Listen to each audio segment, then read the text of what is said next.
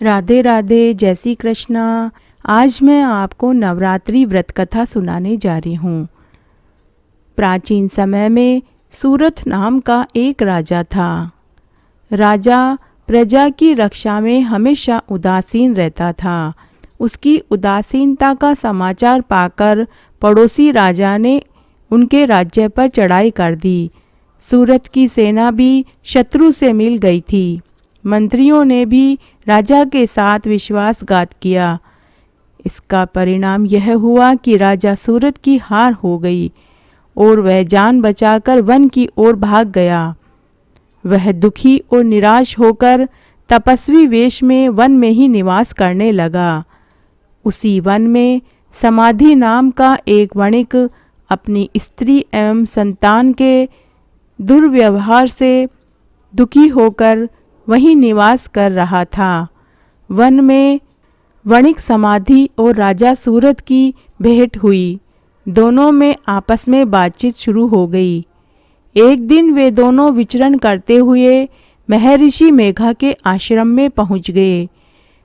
महर्षि मेघा ने उन दोनों से आश्रम में आने का कारण जाना। वे दोनों बोले कि हम अपने ही सगे संबंधियों द्वारा अपमानित और पीड़ित और तिरस्कृत हुए हैं। इस पर भी हमारे हृदय में उनका मोह बना हुआ है। इसका क्या कारण है? महर्षि मेघा ने उन्हें समझाया कि मन शक्ति के अधीन होता है। आदि शक्ति और देवी भगवती के विद्या और अविद्या दो रूप हैं। विद्या ज्ञान स्वरूप है, अविद्या अज्ञान स्वरूप है। जो व्यक्ति अविद्या के आदि कारण रूप में उपासना करते हैं, उन्हें वे विद्या स्वरूपा प्राप्त होकर मोक्ष प्रदान करती है। यह सुनकर राजा सूरथ ने प्रश्न किया कि हे महर्षि, देवी कौन है और उनका जन्म कैसे हुआ?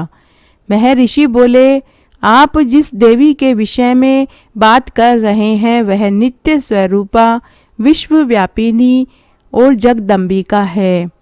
उसके आविर्भाव के बारे में मैं आपको विस्तार पूर्वक कहता हूँ, ध्यान से सुनो। कल्पांत के समय विष्णु भगवान क्षीर सागर में अनंत शैया पर शयन कर रहे थे। तभी उनके दोनों कानों से मधु और केटभ नाम के दो दैत्य उत्पन्न हुए। वे दोनों पैदा होते ही विष्णु की नाभि कमल से उत्पन्न ब्रह्मा जी को मारने के लिए दौड़े। ब्रह्मा जी ने उन दोनों राक्षसों के भयंकर रूप को देखा तो वे विष्णु जी की शरण में चले गए। उन्होंने अनुमान लगाया कि विष्णु के अतिरिक्त उन्हें और कोई भी नहीं बचा सकता, किंतु विष्णु भगवान उस समय सो रहे थे।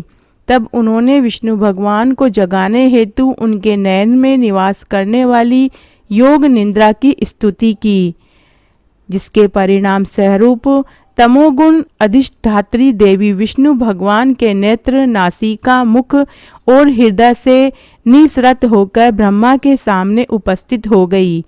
योग निद्रा के निकलते ही विष्णु भगवान उठकर बैठ गए। इसके पश्चात भगवान विष्णु और उन राक्षसों में 5000 वर्ष तक युद्ध चलता रहा। अंत में मधु और केटभ दोनों राक्षसों ने विष्णु की वीरता से संतुष्ट होकर वर मांगने को कहा। विष्णु भगवान बोले, यदि तुम वर देना चाहते हो तो यही वर दो कि तुम दोनों की मृत्यु मेरे हाथों से हो।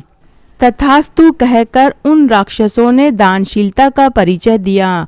अंत में वे दोनों विष्णु के द्वारा ही मारे गए। ऋषि आगे बोले, अब मैं स्वामी जी की स्तुति से उत्पन्न महामाया देवी की वीरता और प्रभाव का वर्णन कहता हूँ, उसे सुनो। उसे तुम दोनों ध्यान पूर्वक सुनो। एक समय देवताओं के स्वामी इंद्र और दैत्यों के स्वामी महिषासुर में सैकड़ों वर्षों तक घमासान युद्ध हुआ। इस युद्ध में देवराज इंद्र की पराजय हुई और महिषासुर इंद्रलोक के स्वामी बन गए। यह देखकर सभी देवता ब्रह्मा के नेतृत्व में भगवान विष्णु और भगवान शंकर के पास गए और पूरा वृत्तांत कह सुनाया। देवताओं की बातें सुनकर भगवान विष्णु और शंकर क्रोधित हो गए। भगवान विष्णु के मुख तथा ब्रह्मा, शिव एवं इंद्र आदि के शरीर से एक तेज पुंज निकला, जिससे समस्त दिशाएं जलने लगी और अंत में यही तेज पुंज एक देवी के रूप में परिणित हो गया और उसी तेज पुंज से एक देवी का जन्म हुआ। देवी ने सभी देवताओं से आयुध, शक्ति एवं अलंकार प्राप्त कर लिए और उच्च स्वर में एक गगन भेदी अट्टहास किया, जिससे तीनों लोकों में हलचल मच गई। महिषासुर क्रोधित हुआ और अपनी सेना लेकर इस सिंहनाद की ओर दौड़ा। उसने देखा कि देवी के प्रभाव से तीनों लोक आलोकित हो रहे हैं। महिषासुर ने अपना समस्त बल एवं छल सभी का प्रयोग किया, किंतु उसकी देवी के सामने एक न चली और वह देवी के हाथों मारा गया। आगे चलकर यही देवी शुंभ और निशुंभ राक्षसों का वध करने के लिए गौरी देवी के रूप में अवतरित हुई। इन सब को सुनकर मेघा ऋषि ने राजा सूरत और वणिक से देवी स्तवन की विधिवत व्याख्या की, जिसके प्रभाव से राजा सूरत और समाधि नाम के वणिक नदी पर जाकर देवी की तपस्या करने लगे।